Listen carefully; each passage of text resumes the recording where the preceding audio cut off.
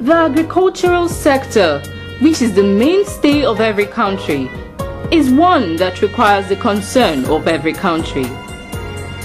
This sector is one of diverse areas which affects different aspects of human lives.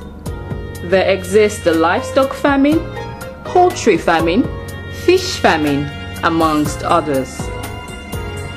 Fish famine is gradually taking an immense turn owing to the administration of Dr. Akiwumi Adesina, the Honorable Minister of Agriculture.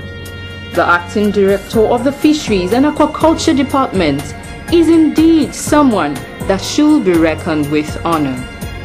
She has set a pace for herself, which has gotten her to this present destination. I'm Foluke Areola, the Acting Director, Federal Minister of Agriculture and Rural Development, Abuja. Since her inception, there have been remarkable achievements in the fisheries and aquaculture sector of agriculture.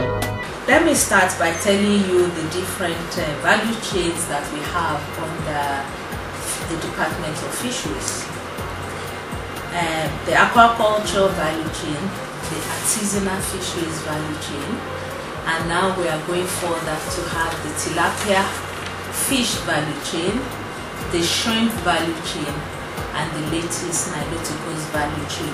Over the years, we've had foreign exchange earnings as a country and as a ministry from shrimps. On the average, there was a year we had 78 million US dollars from the export of shrimps, and we feel that with what we are getting from it, with the value, the import value, the export value that we are getting from shrimps, there's a need to manage it well. So we have a shrimp management plan ready, which will be launched by the Honorable Minister of Agriculture, Dr. Akiwumi Adesina, CON.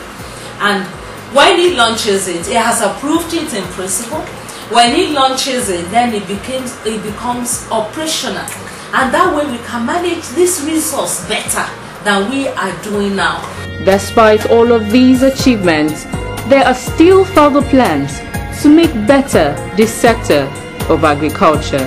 Areola, owing to the development of the fisheries and aquaculture sector, has traveled to several countries in a bid to create tremendous openings in this sector.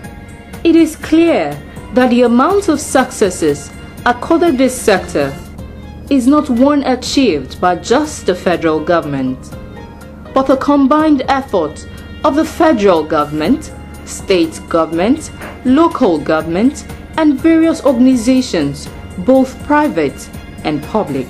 The ministry as a whole has had meetings and meetings with commissioners of agriculture on the agricultural transformation agenda as an agenda. And in all the meetings, the value chains were discussed. So it's not as if it's federal government alone just having this big project that were pushed. No. There's buy-in. They had come, they had meetings. And it's not one or two or three meetings where they have said, these are our problems or our challenges, this is what we want to do. And the subsidy, the state is given 25% subsidy on the inputs that we are given out. So it's not that the subsidy that entirely federal. Is not entirely federal government. The states to have inputs. So that is the level of the buying. And if we go through our launching of the aquaculture projects in the different states, you will find out that the commissioners, the state governors were at some of them, the commissioners were there, the traditional rulers were there, the local government chairmen were all there, because it's not restricted to just the state capitals. The system we have in place is such that every local government must be touched. The provision of infrastructures to enhance fish farming is one that has made fish farming easy to fish farmers. Empowering an individual is empowering a nation. But the fisheries and aquaculture sector has gone beyond empowering an individual, but the nation at large.